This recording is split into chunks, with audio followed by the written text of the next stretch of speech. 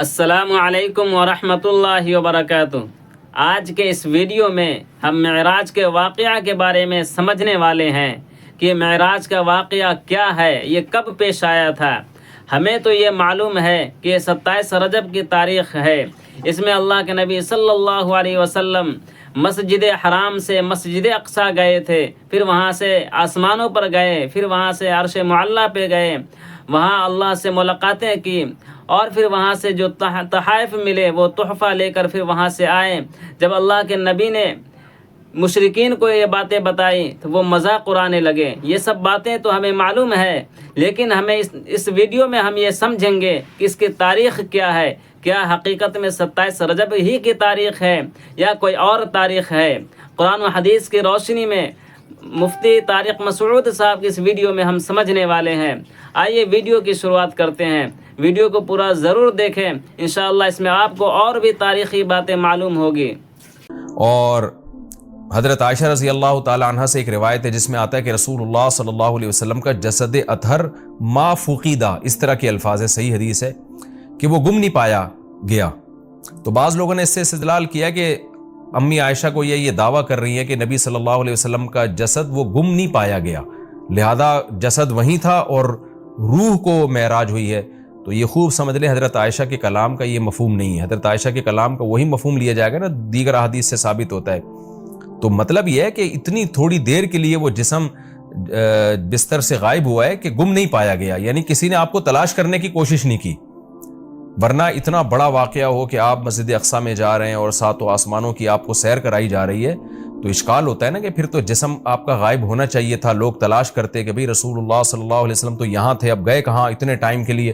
تو اتنا تھوڑے عرصے میں یہ آنن فانن بجلی کی رفتار کے ساتھ ہوا ہے کہ رسول اللہ صلی اللہ علیہ وسلم کو تلاش کرنے کی کوشش نہیں کی گئی۔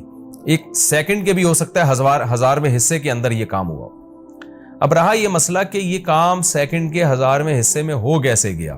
جب اتنے واقعات ہوئے، مسجد اقصیٰ میں آپ گئے، اتنا لمبا سفر، پھر وہاں اپنے پیغمبروں کو نماز پڑھائی، پھر وہاں سے آپ کو آسمانوں کی سیر کرائی گئی، مختلف آسمانوں پہ دوبارہ سے مختلف پیغمبروں سے ملاقات ہوئی، اور یہ سارا واقعہ ہونے کے بعد دوبارہ براق پہ بجلی کی رفتار کے ساتھ آپ کو لایا گیا، اور پھر آسمان میں آکسیجن کہاں تھی، اور ایک تیز اتنی اسپیڈ کے ساتھ چلے گی وہ تو ہوا میں رگڑ کھا کے جو ہے ہلاک ہو جائے گی، جیسے کہ وہ خچر تھا یا جو براق تھا۔ تو یہ ساری چیزیں کیسے ممکن ہیں؟ تو ان تمام باتوں کا جواب اللہ نے سبحان الذی میں دے دیا کہ سبحان الذی، وہ ذات ہر عیب سے پاک ہے جس نے یہ کام کیا۔ اب میں آگے چلتا ہوں۔ میں نے مختصر معراج کا واقعہ بیان کیا، باقی معراج کس رات کو ہوئی خوب سمجھ لیں، اس بارے میں کوئی مستند روایت موجود نہیں ہے، یعنی اس کی اسپیسیفک تاریخ کہ کس تاریخ کو یہ واقعہ وجود میں آئے۔ 27 رجب لوگوں نے خود گڑھی ہوئی ہے، اس پر کوئی صحیح حدیث موجود نہیں ہے۔ تو ہمیں بس اتنا ایمان ہے کہ معراج کا واقعہ ہوا ہے۔ اچھا، نبی صلی اللہ علیہ وسلم کے مسجد حرام سے مسجد اقصیٰ تک جانے کے عمل کو اسراء کہا جاتا ہے، اور مسجد اقصیٰ سے ساتویں آسمان تک جانے کے عمل کو معراج کہا جاتا ہے۔ یہ بھی ایک ٹرم خوب اچھی طرح سے آپ سمجھ لیں۔ تو اسراء کا عمل اور معراج کا عمل، اور علماء نے یہ کہا ہے، یہ مسئلہ بیان کیا ہے کہ جو مسجد اقصیٰ تک جانے کا بھی انکار کرے گا وہ کافر ہو جائے گا، کیونکہ قرآن کی صریح آیت موجود ہے۔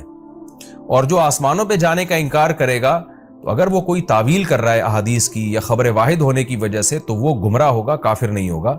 لیکن جو ضد اور ہٹ دھرمی میں انکار کر رہا ہے صرف نبی صلی اللہ علیہ وسلم کی بات کو غلط قرار دے کر، تو پھر وہ بھی کافر ہو جائے گا۔ تو اس لیے میں امید کرتا ہوں کہ یہ ویڈیو آپ کو ضرور سمجھ میں آئی ہوگی، اور اس میں اور بھی تاریخی بات آپ کو سمجھ میں آ گئی ہوگی۔